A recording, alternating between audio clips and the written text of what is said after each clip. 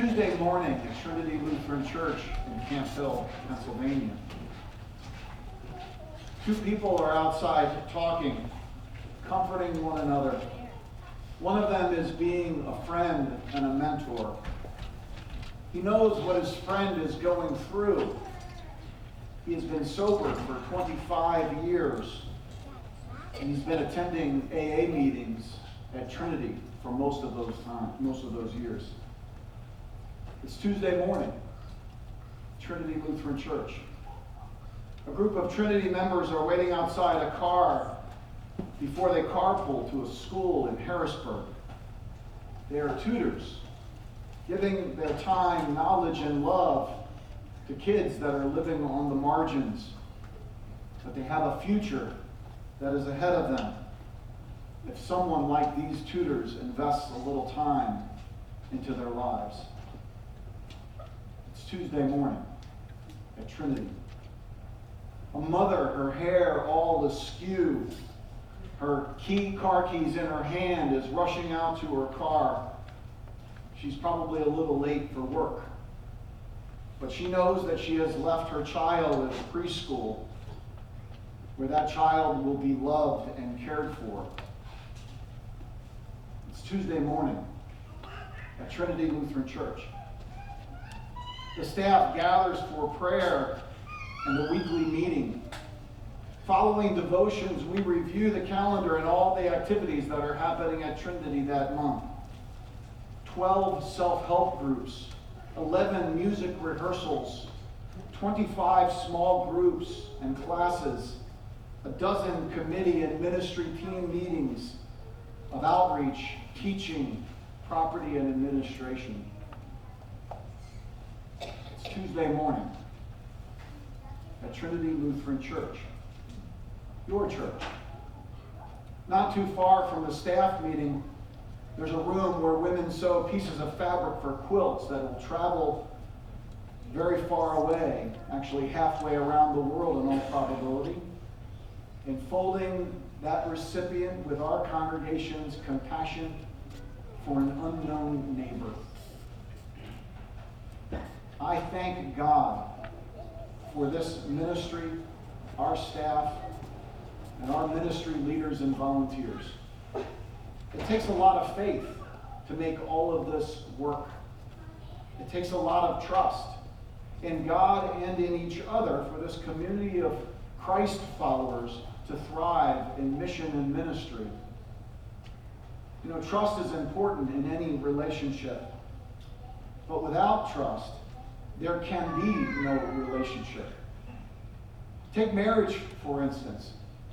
If a person does not totally trust his or her spouse, that marriage is probably going to be in for some rough roads.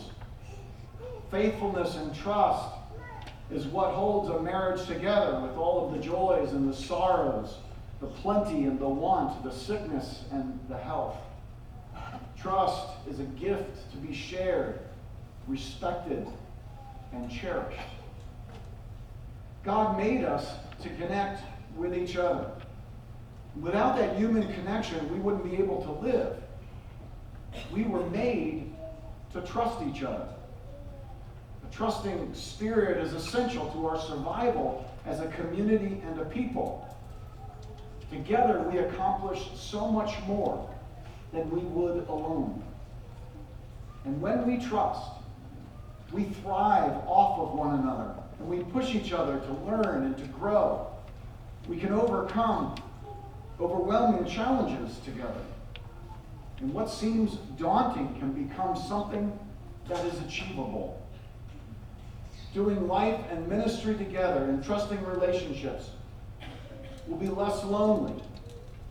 We don't have to go through life by ourselves. With trust, we open ourselves up to others.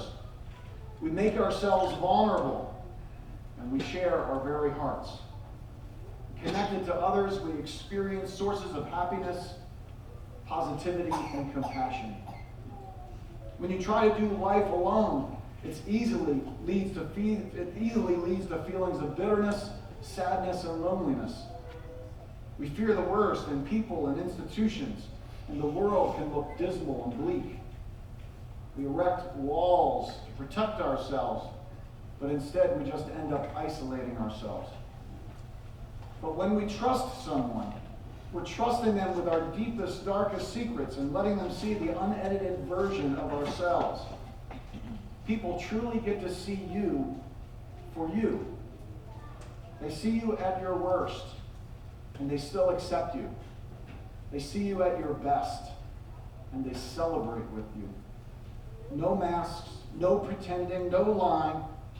We are truly free to be, free to live, free to enjoy companionship, peace, and harmony.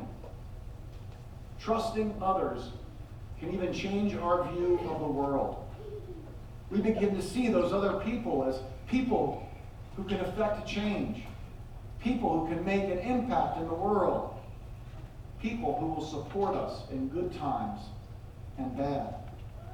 And when we trust others, our fears can be placed in their proper places. The psalmist of old sang, "In God I trust. I am not afraid."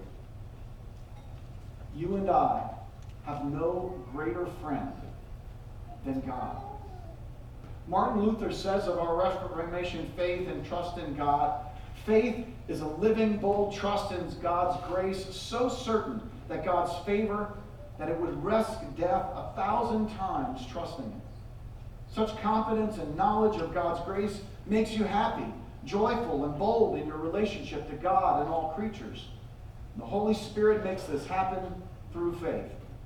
Because of it, you freely, willingly, and joyfully do good to everyone, serve everyone, suffer all kinds of things, love and praise the God who has shown you such grace.